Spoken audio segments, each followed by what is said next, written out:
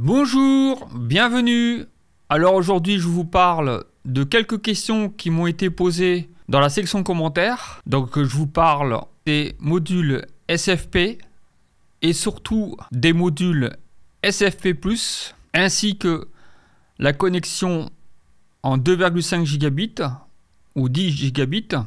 Alors une question qui m'a été posée dans les commentaires, une personne avait connecté donc sa Freebox Delta avec un câble 10 gigabits donc passif, donc les câbles passifs, c'est-à-dire que c'est pas des modules SFP, donc c'est un câble comme le coaxial, donc c'est relié comme des modules SFP, mais c'est un câble, c'est pas de la fibre optique.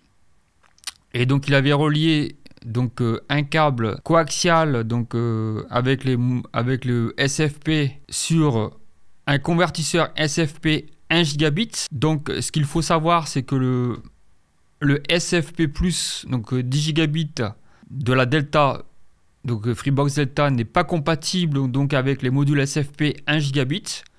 Donc il faut absolument avoir un module SFP+, donc pour profiter du 10 gigabits. Alors il faut savoir que le 10 gigabits coûte très cher. Souvent on opte plutôt pour donc un module donc type SFP+, donc avec des ports en 2,5 gigabits, donc c'est moins cher et donc on obtient quand même une vitesse assez conséquente, je trouve. Donc quand vous achetez par exemple deux convertisseurs SFP ou deux convertisseurs SFP+, donc les convertisseurs SFP donc, ne sont pas compatibles avec le convertisseur SFP+, donc il faut absolument acheter le même type de convertisseur.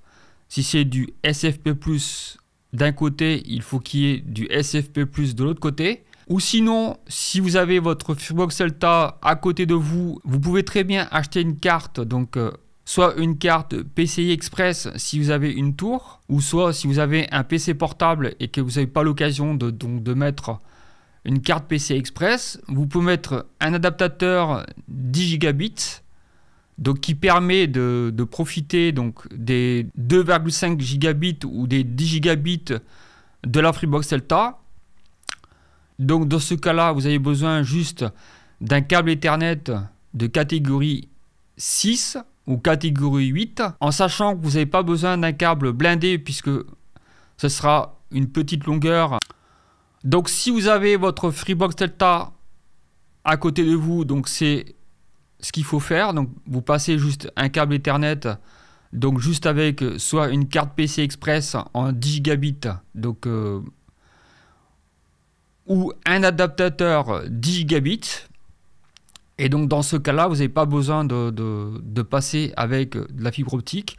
Vous pouvez passer directement avec du RJ45, donc du catégorie 8 ou catégorie 6. Ma Freebox Pop, j'ai mis dans une baie réseau que je vous montrerai un peu plus tard. Vous avez vu que dans la vidéo que j'ai faite sur les tests donc du débit internet, vous avez vu que je suis quand même à 2300 gigabits par seconde, donc c'est quand même assez énorme.